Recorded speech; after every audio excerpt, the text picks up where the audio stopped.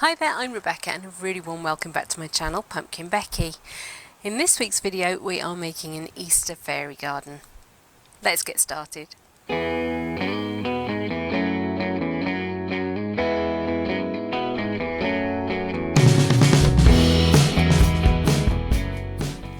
It's the 4th of April and we are in coronavirus lockdown. All the garden centres are shut. So I'm making this Easter garden from things that I have already purchased with other projects in mind that maybe haven't quite happened yet. I've got some bits and bobs details that I'm going to add in that I've had for a little while. I've been gathering together. So hopefully this garden's going to come together pretty quickly. First off, I have this really sweet little driftwood effect plastic planter. I felt it had a kind of fairy garden feel to it, so I thought it'd be really appropriate. And it's not massive at all. It's about 6 by 12 inches, which is 15 centimetres by 30 centimetres.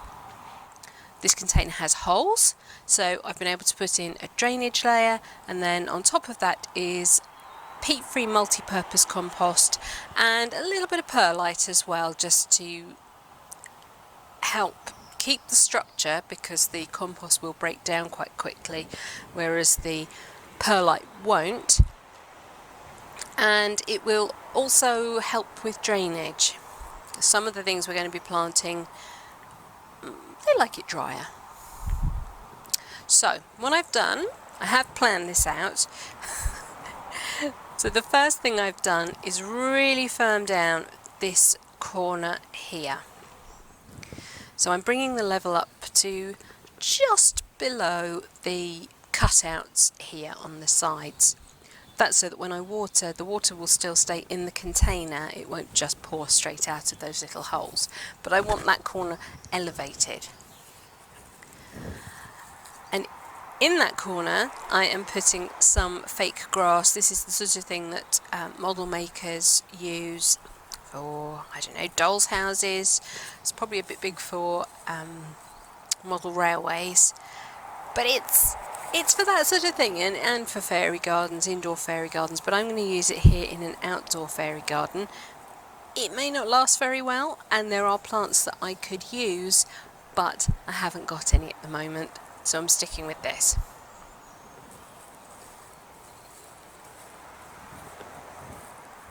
Okay, I'm happy that that's suitably level and firm, and now we're going to add some plants. This is a Chamaecyparis lawsoniana ellwoodii gold, bit of a mouthful, and it is a really sweet little evergreen tree that I'm going to pop into the corner here.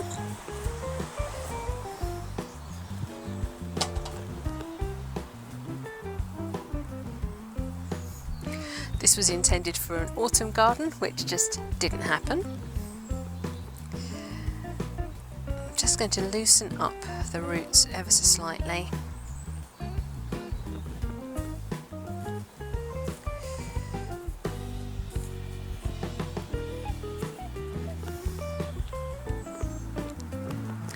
I want the top of this root ball to sit flush with the soil surface, so again I don't want it to be higher than the cutouts in the sides. Gee. I'm going to move that so it doesn't get covered in mud while I'm planting. The next plant going in is Leptinella squalida Platt's black.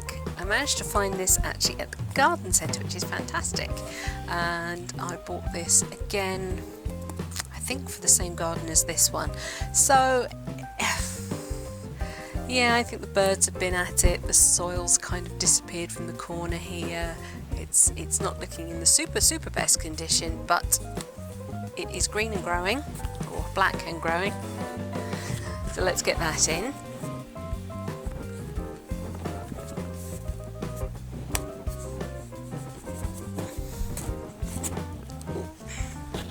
Now this uses its roots to spread, so it will run. Contained in a pot like this, that's not too much of an issue. but just be aware that that is its nature.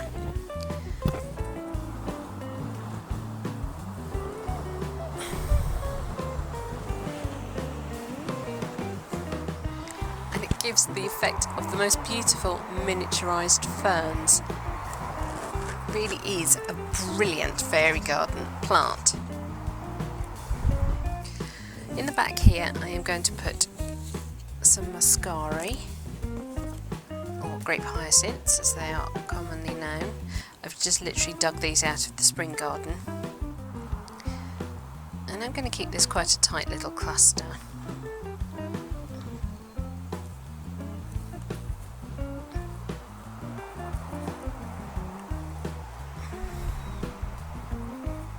And try and get them to the level they were when they were out in the bed. Now I'm going to add this pretty little blue Forget-Me-Not, which I managed to buy just before the lockdown.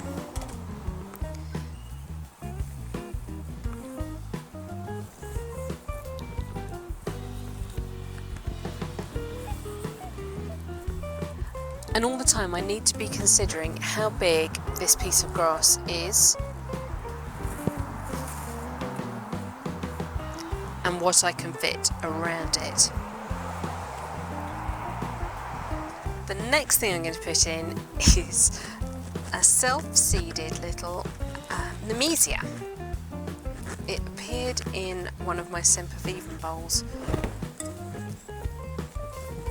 out of the blue, but it's a really nice healthy plant. I'm going to pinch a couple of these drier looking bits, but it's actually even in flower.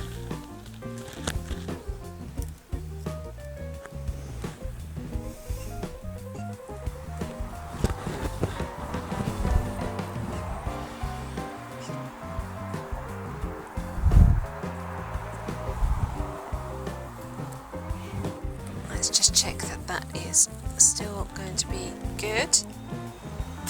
So sweet.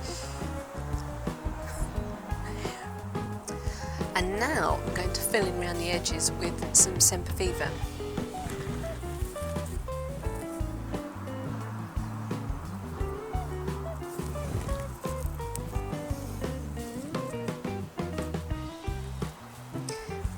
I'm going to pack these in quite well and keep their faces angled towards the lawn area.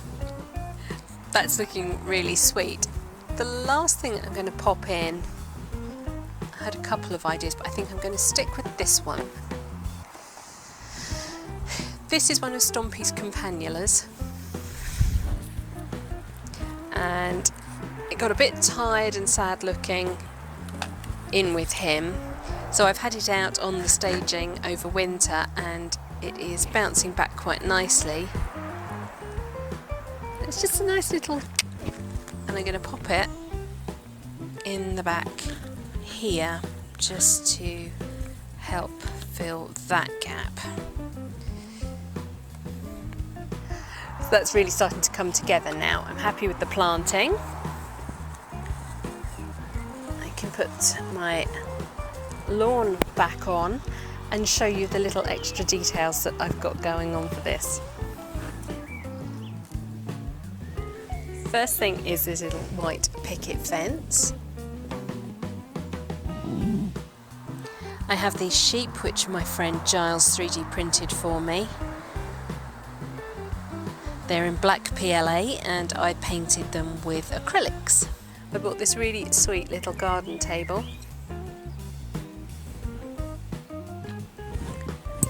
with matching chairs.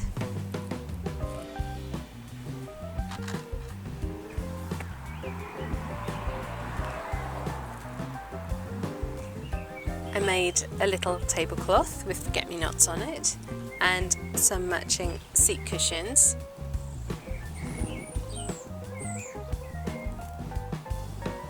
I bought this tiny set of blue and white china which has a grape pattern on it, and I filled the little coffee cups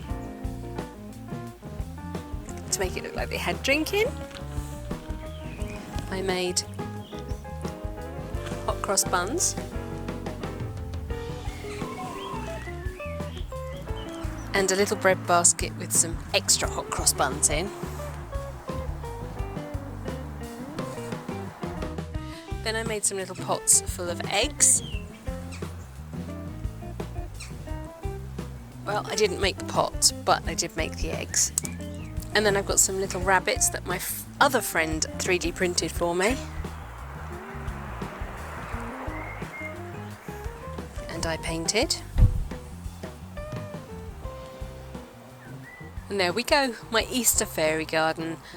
The only thing I need to do now is pop it in its final location and give it a water. Because the plants are located around this edge and this side, it should be fairly easy to water with a watering can.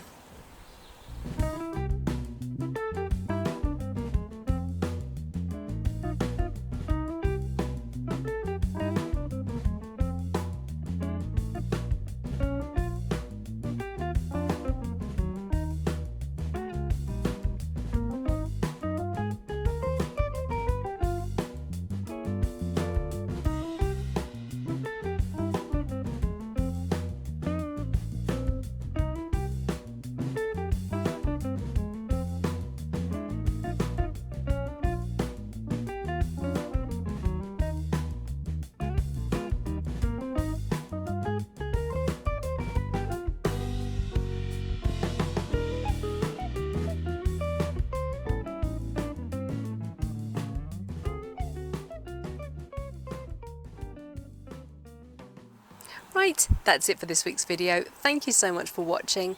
Please remember to rate, share and subscribe to me here on YouTube. And until next time, bye!